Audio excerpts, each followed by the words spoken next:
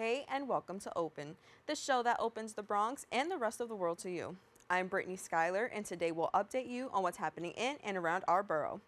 Coming up, we speak to the president of the BXEDC along with the owner of Kingsbridge Social Club to speak about the return of Savor The Bronx Restaurant Week.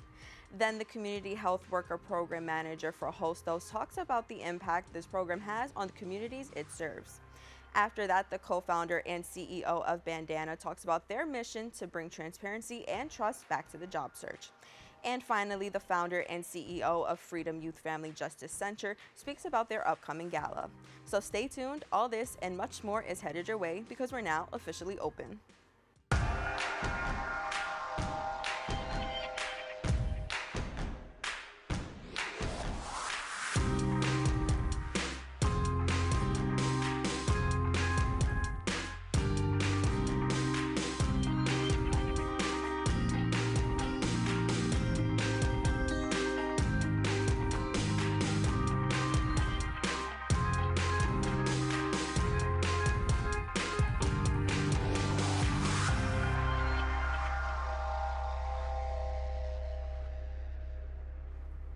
Hey everyone, I'm Brittany Skyler, and today is Tuesday, January 21st. You're now watching Open, a program that brings the Bronx and New York City straight to you. Don't forget to stay connected with us via social media at BronxNet TV. Back after a 2-year hiatus, the Savor the Bronx Restaurant Week will take place from February 18th until the 23rd, with the kickoff event happening on Wednesday, February 12th.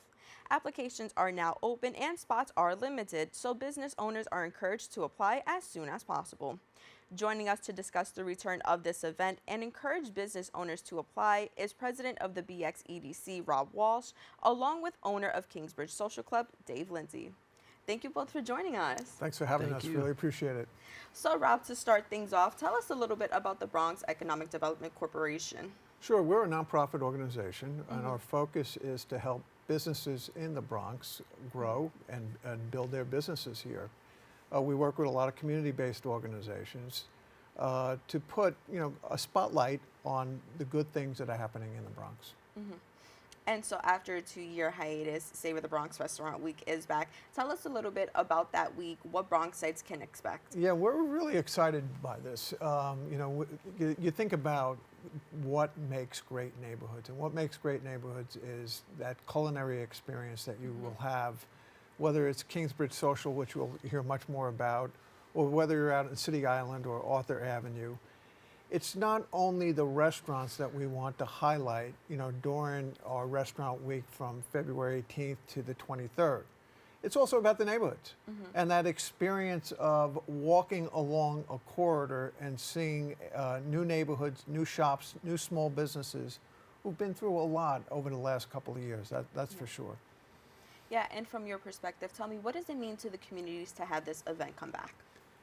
I think it's one way for us is to highlight many of the new businesses, new restaurants, the diversity of the Bronx. You could go from Italian restaurants to Latin restaurants to Peruvian restaurants, all now participating, and see some of the great things that are taking place, the growth, the activity, the strength of our retail corridors, and just, look, it's the middle of winter. We're doing this for a reason, is to get people out to explore, to experience, and see some new things. Yeah, absolutely. And Dave, tell us a little bit about your spot, the Kingsbridge Social Club. So we're a restaurant. We opened up in 2017, so been around for a little while. We're a wood-fired pizza restaurant, full service, so we're serving craft beer, Italian wine, craft cocktails, little family restaurant, but all welcome. Definitely a good local place for us. And then that's exactly what we're trying to do through this week is to highlight places like the Kingsbridge Social. I've been there, and I love it, and it's one of these real gems of the Bronx, and is to introduce other folks to it, and also folks like Dave to highlight some of the things that are on his menu and make him think about what will it be, what will it take to bring more people, more customers, to build a base of people who will come back again and again and again. And that's exactly what we're doing. We're giving restaurants the flexibility on their prefix. We're not setting something up where we're saying it has to be 20, 25 or below. No. Let them, have the flexibility and the license, if you will, of putting together their best foot forward. I like that. And Dave, tell me, why did you decide to participate this year? Tell me a little bit about your involvement. Well, we've done it previously, and also I just think it's important. I mean, when somebody's given the opportunity to give you kind of free exposure, why not take it? It's a local community thing. We love the fact that we're a local place in the Bronx, and we want to support the Bronx and Kingsbridge community as much as we possibly can. Yeah, and tell me, do you have any highlights from the past years that you've participated? I mean, it's the idea is to, as you mentioned, is to get new eyes on the place. So you get people checking it out for the first time. So the idea is that hopefully you bring somebody new in, and then you have a new customer kind of going forward. So I've definitely seen people come in, have a really good time during Savor the Bronx, and next thing you know, you have a regular customer for years. Oh, that's great. And so, Rob, tell me a little bit about how Savor the Bronx drives economic growth, especially when we're in this post-holiday season. Well, we're doing it in February. We're doing it after Valentine's Day. We're doing it after the holidays. And what I have seen, in my years, is that is a lull time. That is a time when Dave and a lot of other people are looking for customers. They're looking for activity. They're looking for energy. It's just before that springtime when people are, getting out again. Our purpose and our is to get people out. Dave and I were just talking about, where he is in Kingsbridge and Riverdale, and we're talking about let's get more people. The more businesses we get, the more of an event it is. Right now we have about 24. Yeah. And what my goal is to have more than 30 options for people to see. And during that 6-day period of time, maybe someone will go to Dave's place, but then they'll say, let me go down the block to the Peruvian restaurant or the Mexican restaurant or some of the other places that are available. And if we could get community-based organizations to embrace this, we could build on the strength that we've had over the past years and make it bigger and better than ever. I want to mention our application. We'll have 10 days. Okay. Right? The 31st is the deadline for restaurants to participate. It's ilovethebronx.com to participate. And again, it's a free event for restaurants. It's a lot of promotion, but it's also a great way for folks in the Bronx and beyond to come and enjoy our neighborhoods. It's so funny. I was looking down. I was just about to ask you about the application process. Tell us about how business owners should maximize this opportunity coming up. Well, they should put out their best dishes. What's your favorite at Kingsbridge Social? Well, I can tell you what we'll be offering. We're going to be, I want people to come in, especially if it's for the first time. Yeah. I want them to try out the menu that we have.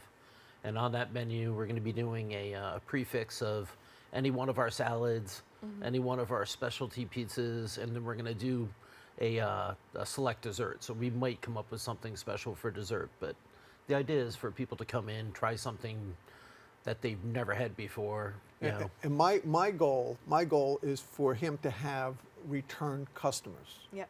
People who come back again and again and again and say, you got to try this. And there's this great guy by the name of Dave Lindsay there. If you meet him, tell him I said hello. It's about building community. And restaurants have a powerful way of lifting our neighborhoods and our communities in that way.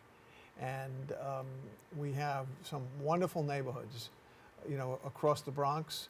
Let's get, a good deal of participation. I think we will. Yeah, absolutely. And so, to kind of talk further on that, tell me how organizations and restaurants and then Bronxites themselves build on this 1 week to continue strengthening the community. Well, it's interesting what happens around, a dinner table. or when you're out for drinks, or when you're gathering. You end up getting to know people in your neighborhoods and your communities. We are leaning on, some of the business improvement districts to help us out in terms of bringing together some of their stakeholders and develop it. It's nice when you have a cluster of places in an area that helps identify and brand a neighborhood as a place to go out and enjoy. Maybe someone would go to Kingsbridge Social, and maybe the next week they're going to the steakhouse on 238th Street. The name of it is?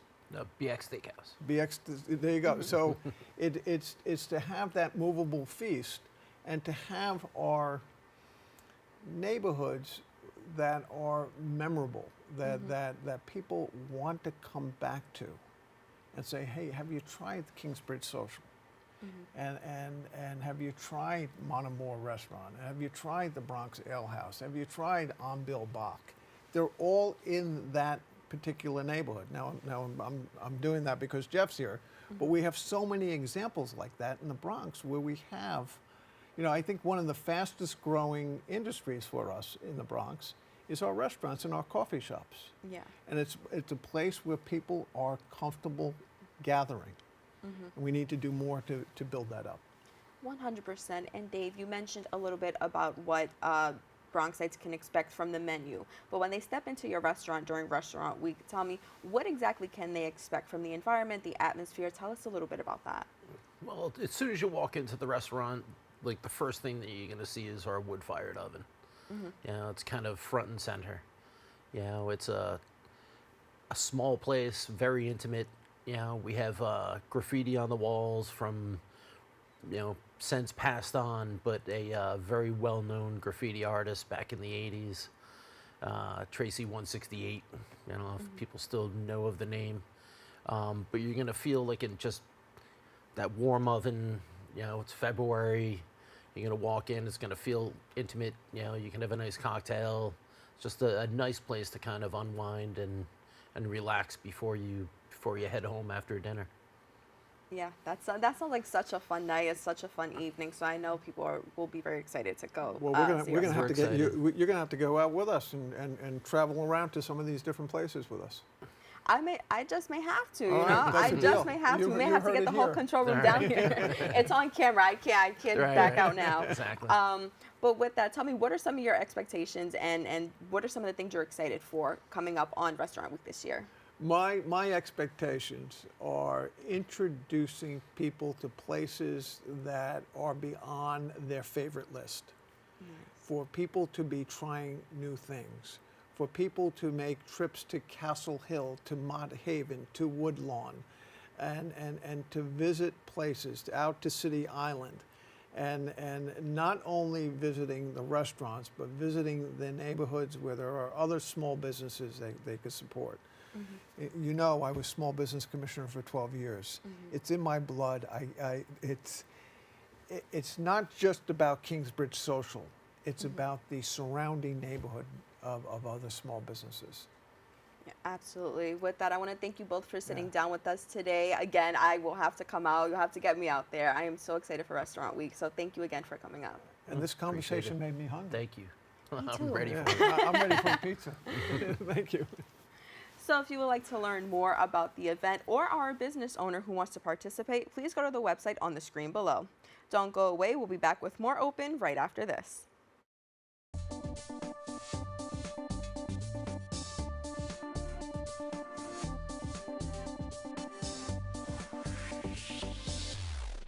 .7% of Bronxites currently experience food insecurity. Meanwhile, instead of these nice, colorful foods, this is the best food that they have access to. If this sounds like you, there are a bunch of resources to get healthy food for free or cheap. If you want to help, you might consider donating or volunteering in one of these places. Community fridges like this one are all over the city and allow New Yorkers to conveniently donate extra food to people who might need it. Go to this link and find your nearest one. food banks and pop-up events like these provide millions of healthy meals to families in need. These organizations are distributing meals to Bronxites as we speak and are always accepting donations and volunteers.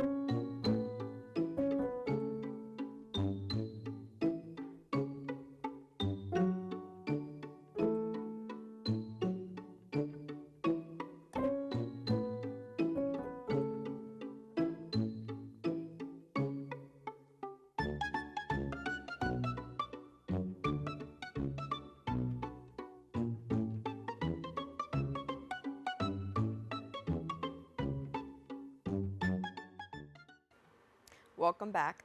The Community Health Worker Certificate Training Program at Hostos Community College offers students the opportunity to obtain a Hostos certificate that allows them to earn up to 9 college credits if they enroll at Hostos or SUNY Orange. The apprenticeship program works with participating employers to provide on-the-job experience while workers complete 144 hours of related instruction focused on core CHW competencies that employers are seeking. The Community Health Worker Program Manager at Hostos, Jaunia Clarke, joins me now to discuss more. Good morning. Thank you so much for joining us. Thank you for having me. Absolutely. So to kick things off, tell us a little bit about the Community Health Worker Training Program at Hostos and what makes it unique. All right, awesome. So yeah, our Community Health Worker Training Program is in the Division of Continuing Education and Workforce Development at Hostos. And most recently, we've been awarded funding from the Health Resources and Services Administration to train 270 community health workers here in the Bronx. That is really important because we need to build a public health workforce with community health workers as well as other health support workers.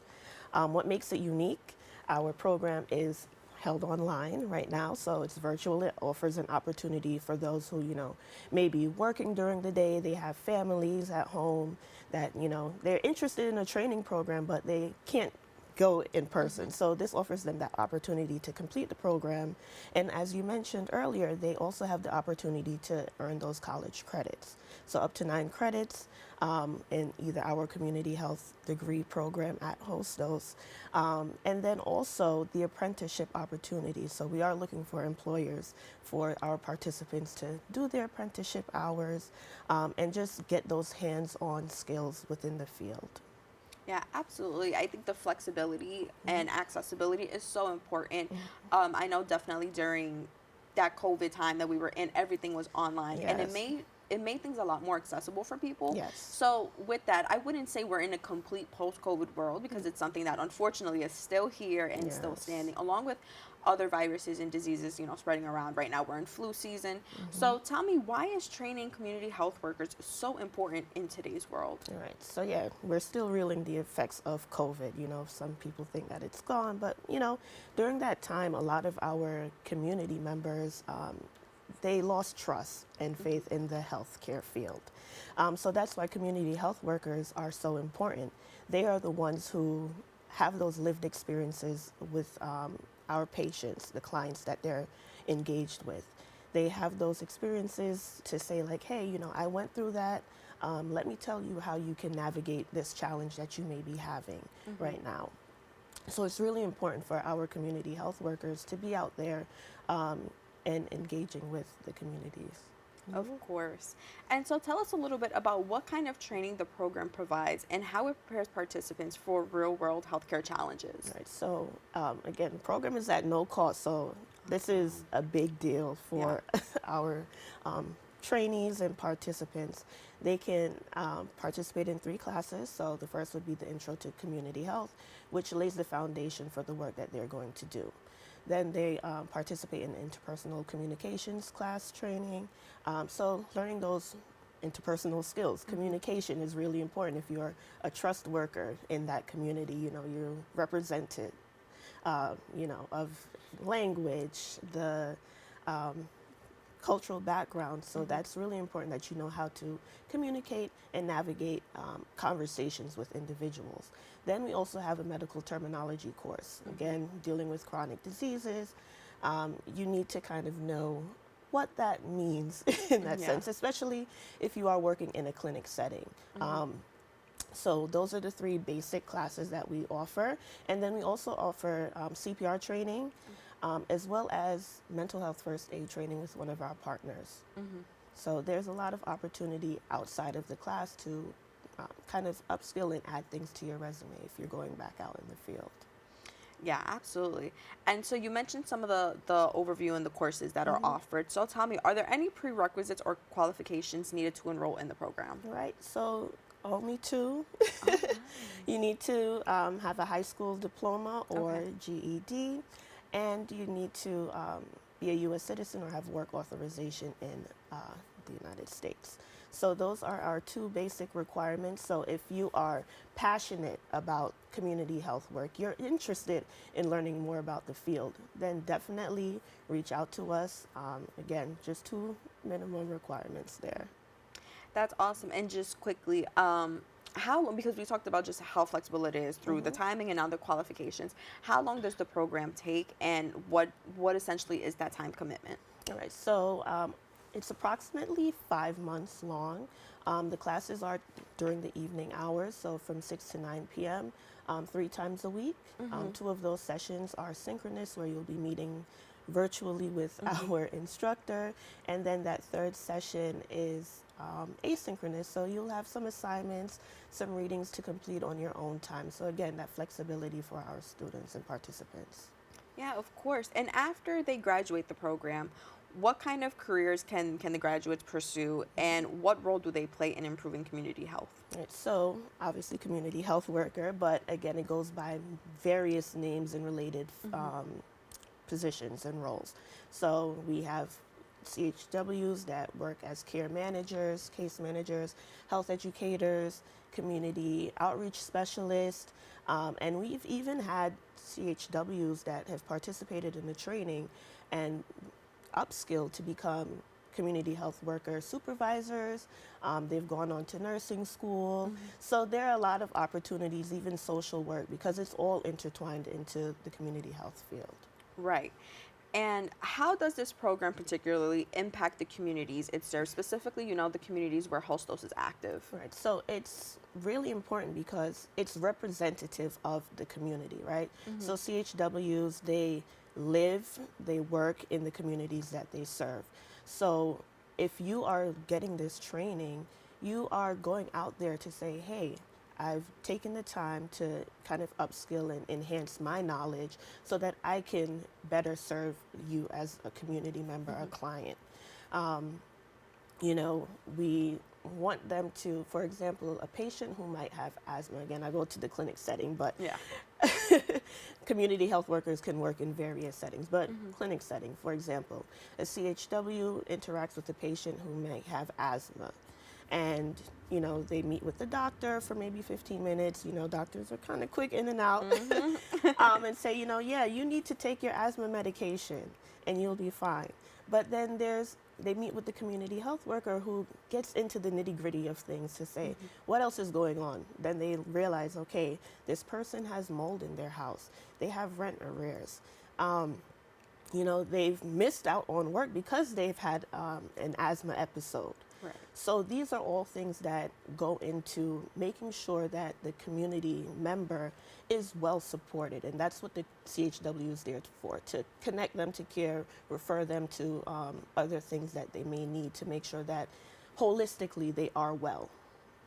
I think that's so important because, a lot of times you see the doctor and you kind of just get a prescription, or you get any kind of medication just to target that specific problem. But how often is the underlying cause of that problem addressed? So I think that is so important in this case. Yes. And so with that, tell me, are there any resources that Hostos provides for the students going through this program? Yes, absolutely. So they get a lot of resources. Each CHW is assigned a case manager to follow them throughout the program. You know, regular check-ins to say, hey, how are things going? Is there anything you need support with, you know, in your own personal life? Yeah. Then they also get support from career specialists. So they'll meet with them to do resume building, mock interviews. We host regular workshops so that when they finish the program, you know, if they are going out into the field, that they have that full support. Then they also do have a college transition counselor if that's the route that they do want to take after completing the program. So a lot of support. They also get stipends and other incentives to help support them through the program and make sure they actually complete it.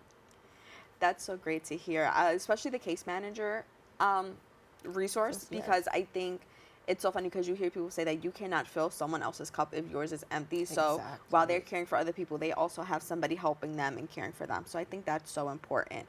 And let's talk about the program and its alignment with broader public health goals, like addressing health disparities and improving access to healthcare. Yeah, absolutely. So, you know, for example, we know that the Bronx has seen one of the highest health disparities, so socioeconomic burdens. So the community health worker training is there to equip them with those skill sets to help our community, you know, rise up. And as you said, as I mentioned earlier, you know, social determinants of health play a big role in what's going on with that individual and our community as a whole. So helping them find that support, broader public health, you know, you mentioned flu season. We're always, you know, keeping an eye out for what that next public health emergency is going to be, and just making sure that our trainees are ready and prepared. It's funny, I was actually just going to ask you, what role do the community health workers play in tackling diseases like COVID or chronic disease management, mental health? You know, tell us a little bit about that. Right. So we help them build those skill sets so that they can do a lot of community outreach, right? During those times, you know, the pandemic, we had to kind of go out and say, hey, we are here to support you as community health workers. People were shut in. They didn't have a lot of support. So CHWs are there to be that, you know, person on the phone to call and say, hey, I'm going through something. Or, hey, I know that I need to go in and visit that person, my neighbor, who may not have access to food. Help them, you know, get that support that they need. Absolutely. And just, you know, we have less than a minute left. So tell me a little bit, for people who are interested, where can they go? Where can they apply? Right. So you can reach out to us directly at Hostos on our website. Just click on the Continuing Education and Workforce Development page. You can give us a call, 718-518-6656 for more information, or visit our office directly, 560 Exterior Street. We are open 9 to 5, Monday through Friday, and we are always welcoming individuals who are interested in our CHW program as well as other training programs that we do have. Yeah, Jaunia, thank you so much for sitting down with us. This program, I think, is so vital and so important to the community. So thank you for coming out and telling us about it. I appreciate it. Thank you. Of course. To learn more about these programs, please go to the website hostos.cuny.edu. Stay tuned. We have more open for you right after this. Hey, creative family. My name is Timothy Coleman, and I'm the Director of Education here at BronxNet. And I'm standing in BronxNet's Media and Technology Studios in the South Bronx, because I want to let you know about an amazing program that we're bringing back that highlights the creativity of community members just like you. Emerging Media Makers is a show that introduces you to BronxNet's certified producers. They've taken a step in their creative journey by enrolling in BronxNet's media training classes. On this show, you'll get to see the many ways that our certified producers have created a space that's all their own. Emerging Media Makers, your passion lives here.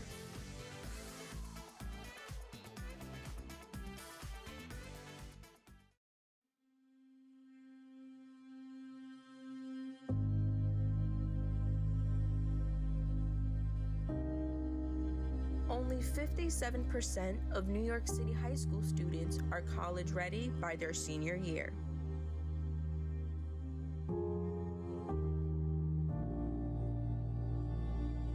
55% of high school graduates either have no plans to attend college or are uncertain that they will ever attend.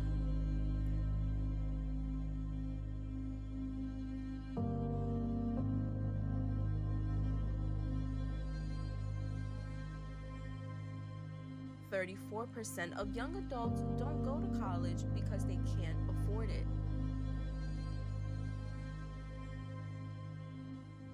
Discover what's possible.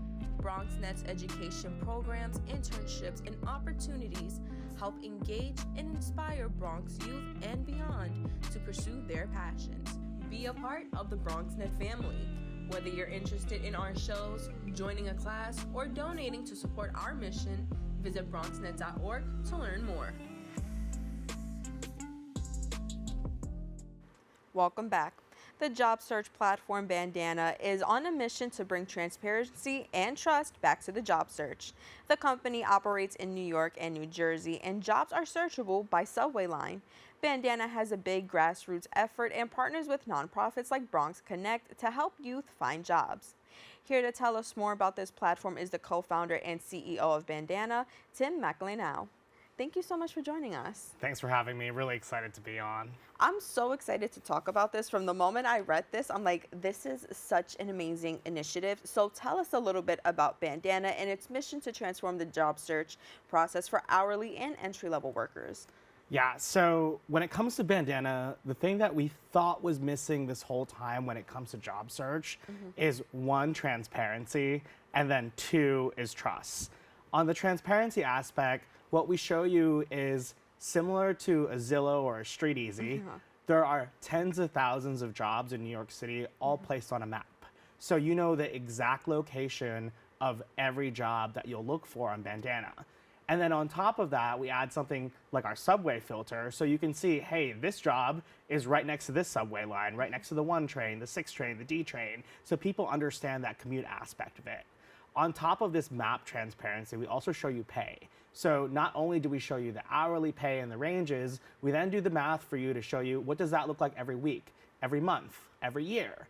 And then on top of that, we then do your income taxes, so you know exactly what your take-home pay is. So you could be earning $60,000 a year, but actually after all the taxes are out, you're taking home $42,000 per year, and you know that's the $42,000 that you have to spend on your livelihood. So that's the transparency aspect of it.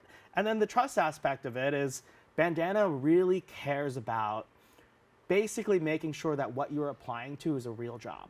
There's a lot of job scams out there. There are a lot of ways people fall for different things that we just want to prevent. And we go, hey, we're only going to post jobs on our platform where when you click on a job, it goes directly to that company's career site. So you know exactly where you're applying to, and you know that your job application is actually going for that job. And that's Bandana. That is amazing. That is a one-stop shop for finding a job. And when I speak to people, you know, one of their biggest issues is that applying for a job is almost like a full-time job in and of itself. You have to go through the scam jobs. You have to go through the jobs that it's like, okay, you're on Indeed or you're on another platform, and it's like, okay, am I going to hear back? Am I not going to hear back?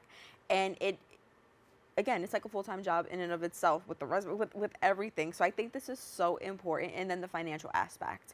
So tell us a little bit about what inspired Bandana's unique approach to making jobs searchable by the subway line. Yeah, so I think for me, the inspiration for Bandana comes from the fact that I live in New York. And when we came here, I was born in the Philippines. We landed in JFK when I was 6 years old. And then we ended up in New Jersey, where I lived most of my life. And to me, my mom, who takes the train every day from MJ Transit, even today, from Matawan, New Jersey to New York City, I know exactly how much commute matters for people. And if you live in the Bronx and maybe your job is in Greenpoint in Brooklyn and you have to take the 1 train and then the 7 train and then the G train, and that's 3 different train lines that you're taking, that's 45 minutes, 50 minutes each way. And we know and understand, hey, if we can find you a job, maybe instead of making those 3 switches, just keeping you on the 1 train, and that job is right outside of the station and your commute's just 10 minutes rather than 45 minutes each way, we're saving you an hour an hour, 10 minutes every day. Time is money, and also that is also really important in making sure people have better livelihoods. Like, commute is exhausting. Walking and going to places and making sure that basically how we design Bandana is, what does the worker actually care about? And how can we improve your life? Because this is something that I would have wanted, what I would have wanted from my parents growing up, and how do we make that even better today? Now, mind you, this is 50 minutes on a good day. Yeah. So, I mean, sometimes it's going to, take you upward about an hour, hour and a half. And when you're already working a 9 to 5, you think about, okay, now how much time do I have after work to do all the things I need to do just as a human being? Exactly. And we keep talking about upskilling and all these apprenticeships. I know you guys just had a few great people on, and in order for your, not just the time to have the availability to do those things, you also want to have the mind space. Yes. And that's really important for us to preserve at Bandana, and that's why we care so much about making sure these jobs have the right pay, have the right health insurance, have the right subway lines and commute. And then on top of that, it's also how you represent yourself. We have a lot of great tools on Bandana to make sure that you look the best in front of an employer. So whether it's us going in person to job fair events and going and doing free headshots for people and on the spot editing your resume for you to make sure it looks as great as possible. Or our newest tool that we just released is basically this resume enhancing tool, and we'll format your resume for you so it looks the best out of everyone's. We'll enhance it to make sure that you're using the right verbs, you're talking about your jobs the right way, and making sure that when an employer actually sees your resume, you're putting your best foot forward. And these are only a few of the things that we've introduced so far. We do things like a job tracker, where it takes a lot of applications usually to land an interview or find a job. We host all of that for you so you can keep track of everything. So you know, okay, I've applied to 20 jobs, I've heard back from 3 of them, I've gotten an offer from 1 of them, these are the ones I'm waiting on, these are the ones I'm excited about, these are my notes to tell me, hey, this is what I can improve on, this is what I need to do for my next interview. And basically we're building for the people. And not only that, outside of the job stuff, we're also thinking a lot about your livelihood. So one of the biggest things we just recently released for this tax season is we partnered with another software company called Column Tax. And we said, hey, why don't we do your taxes for free for you? So Bandana this season will be doing your taxes for free, not just federally, which you can find free online already, but we'll also do your state taxes for free. So you won't see that random $35 charge at the end when they ask you to do your state taxes. So that's what Bandana's about. It's about improving people's livelihoods, and we're really excited about it. That is so amazing. Tell me a little bit, you mentioned earlier about your journey from the Philippines to New Jersey. Tell me about how this experience in particular, and just growing up, how did that help shape Bandana's mission of empowering workers? Yeah, I think for me, when we came here from the Philippines, my mom worked in Neptune, New Jersey, locally for 3 years at a factory. We had no health insurance. We relied on school lunch programs. And to me, that was a very formative time of my life where I kind of realized, hey, my parents gave up a lot in order for me to have a chance here, in order to reach my version of my American dream. And I was very fortunate where, because of the sacrifices my parents made, I was able to get into a great college, was able to have a good career to start out, my own personal livelihood. And then once I found, hey, I feel very settled, I feel financially stable, how do I build something that I'm really excited about that isn't just another AI company, tech company that is all glamorous and flashy, but how do you actually build something where if you look back 20 years ago and you look at yourself as a kid and you're like, hey, I'd be really proud that I'm building something like that. And that's what Bandana is kind of this mission where tech has been around for so long, the promise of technology, and we felt like hundreds of millions of people have been left out. And it's one thing to build something so someone can use. It is a totally different thing to build something so someone feels empowered. And that is what we're doing with Bandana, and we're really excited about it. That is, again, just amazing. And I like the fact that you said, you know, number one, you mentioned the American dream. And then you also mentioned being able to look back and be proud of something that you created, because now you're helping others achieve that same dream. So in your opinion, tell me, what does that American dream look like for today's workers? And how does Bandana help them achieve it? Yeah, so I think the American dream, the definition of it changes from generation to generation. For the longest time, it's always meant owning a home, having this financial independence. And I don't think any of that has really changed in terms of what the essence of it is. Right. And it is this financial independence of feeling like you are able to not just care for yourself, but care for your family, care for your retirement, have a savings, have a nest egg where you feel like you're comfortable, you're set up, you can go on vacation, you have some free time. And it is this kind of moment of feeling I don't need to worry about my day-to-day expenses and living paycheck to paycheck.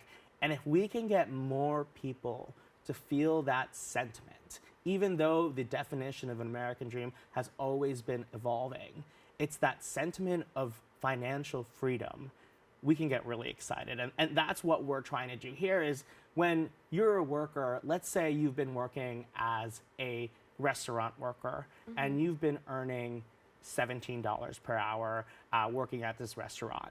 And what Bandana shows you is you can totally love your job, but hey, next door, there's another restaurant that's paying you $22 per hour. You might not want to switch. There might be other reasons why, but at least you have that opportunity, right, where you could be earning $5 more per hour. Over the course of a year, that's about $10,000 more.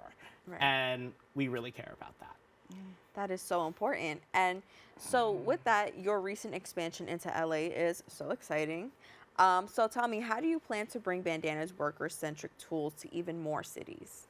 Yeah, for us, pay transparency, location, isn't just a New York thing. Yeah. It's an America thing. Everyone cares about commute. Everybody cares about how much you're getting paid, what your health insurance is, what your benefits are. And what we also care about is we want to make sure wherever we launch in a new area is that there are enough jobs for you on that platform so you feel like Bandana encompasses everything that you need when it comes to your job search.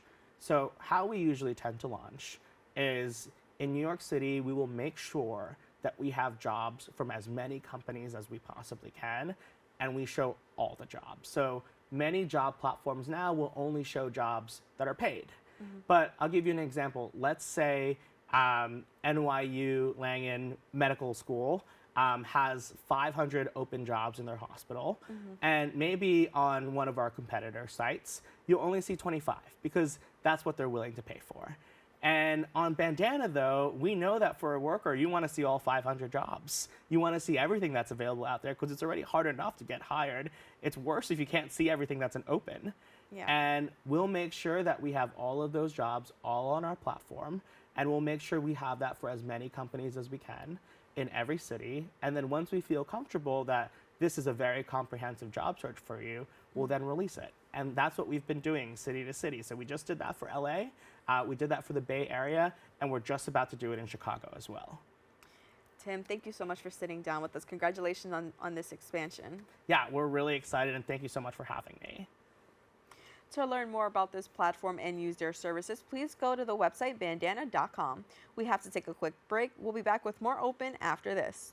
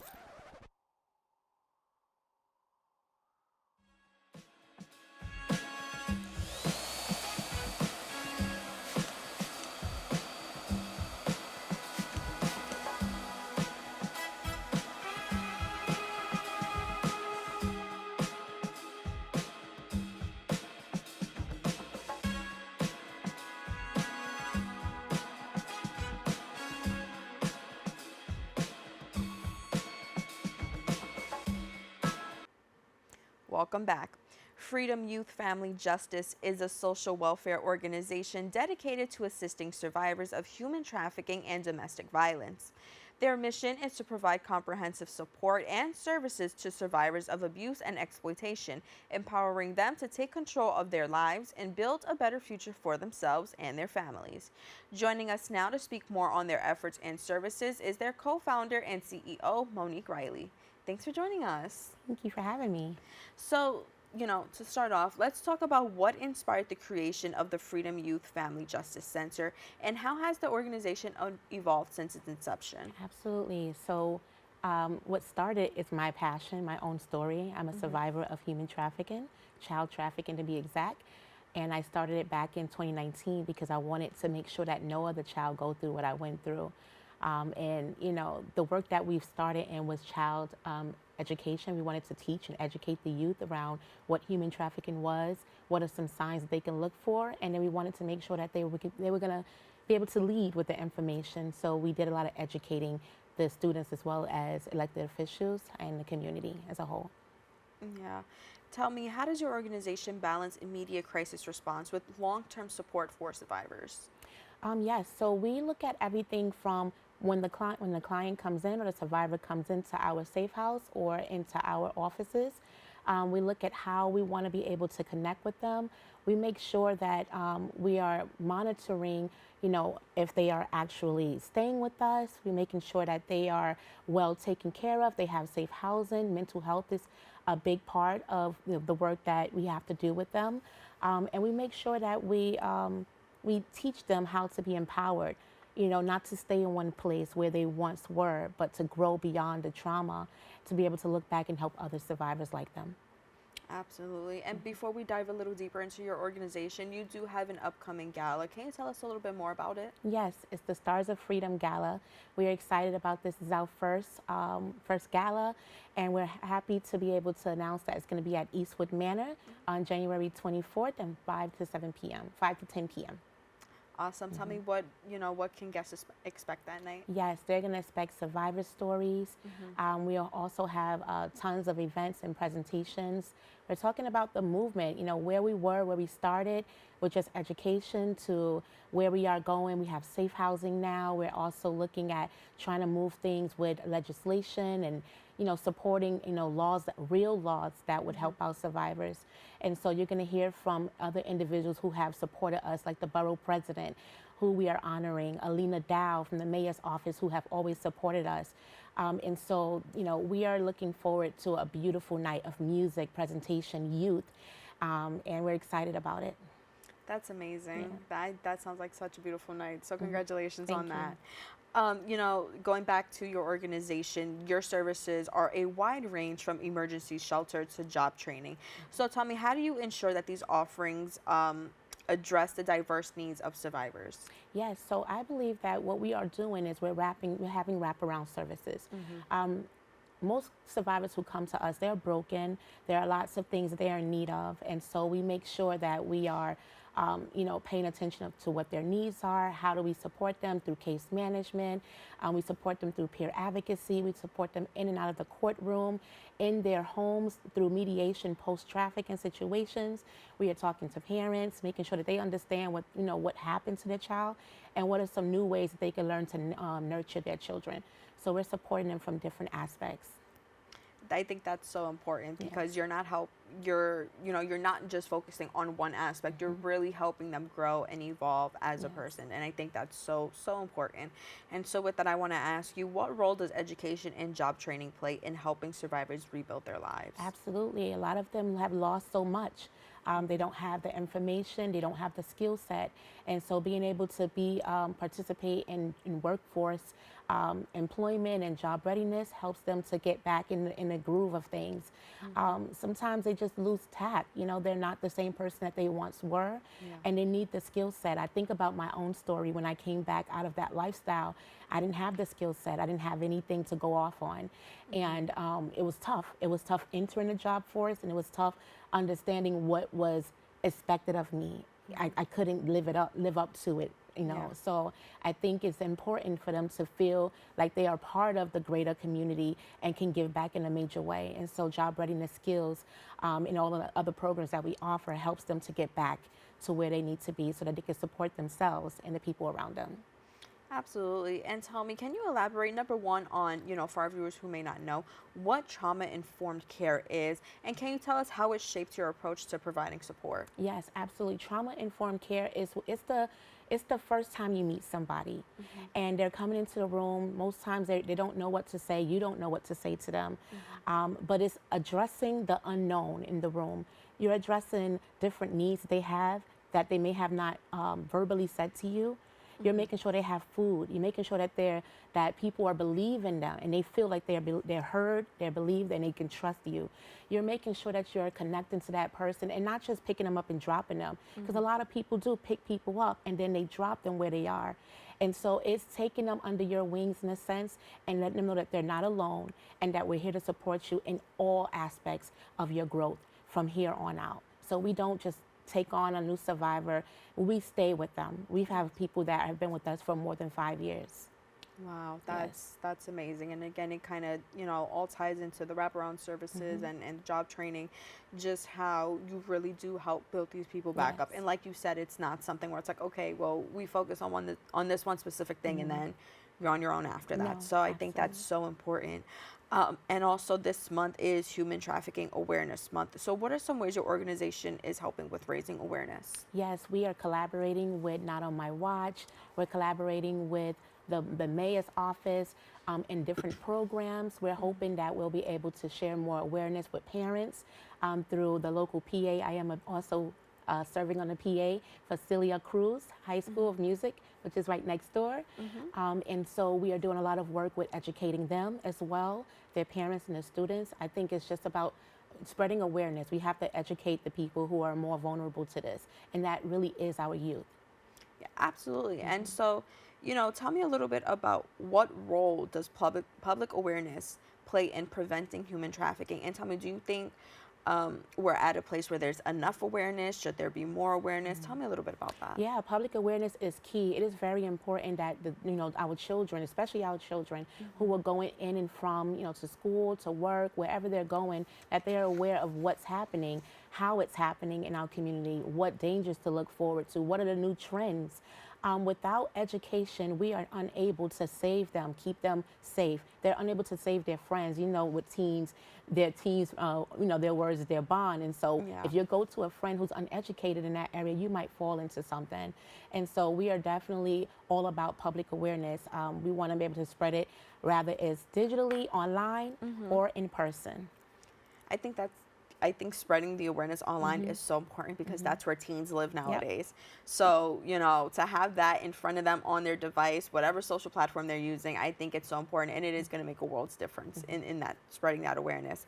And so continuing on, your mission includes advocating for systemic change. Can you discuss any policies or legislation that you support? Yes, the Safe Harbor Law has been one of the ones that we started out with. As I said, we started in 2019. And the work that we have done around just speaking to elected officials about many of the issues that we see on the street. I personally go back in and rescue girls myself.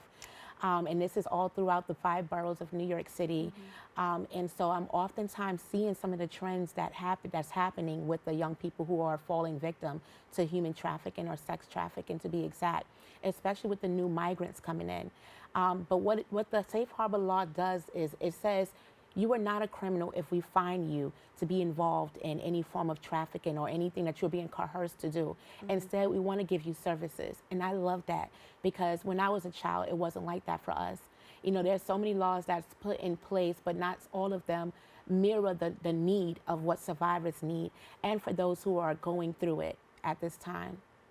Yeah, I think the point that you just brought up is so important of if we find you, we are not going to, necessarily charge you because I think it's also why some people are scared to reach out for help because they're scared of being in trouble for it.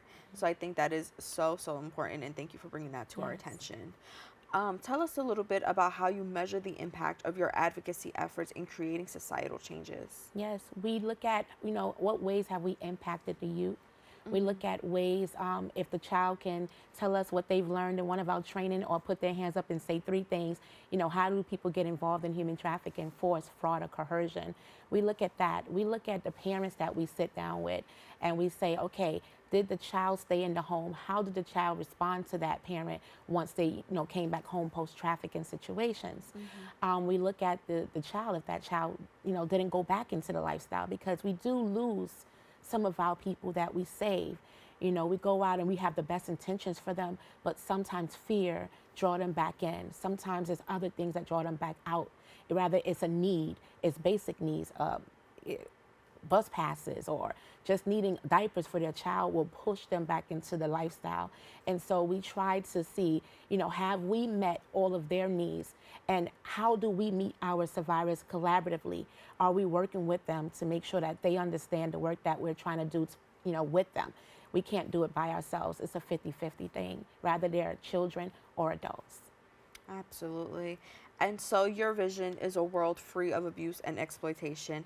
Can you tell us what gives you, that hope that this vision will become a reality? I look at my story. I look at where I'm at today, and I see the person that I am. I'm not supposed to be here today, but I am, by God's grace. And so I look at where I've come from, and I look at so many other survivors who are thriving, and they're going back in to save lives. They're building their own businesses, and they're building, programs that help the community understand what happened to them.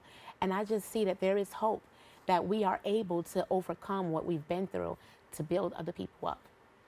Monique, thank you so much for coming here today, Yes. for sharing your story and now paying it forward and helping so many people in this situation as Yes. well. Thank you so much. Thank you. To learn more about their services, please go to their website, freedomyouthfamilyjusticecenter.org. We've come to the end of our show today. I'd like to thank all of our guests for joining us and you, the viewers, for tuning in. If you missed any part of today's show, you can catch the Recablecast at 5 and 10 p.m. on Optimum Channel 67 and Verizon Fios 33, or watch anytime on the web at BronxNet.org. You can catch a new episode of Open with Darren Jaime on Wednesday and Rena Valentin on Friday. I'm Brittany Skyler, wishing you and yours safety and wellness now and always. See you next time.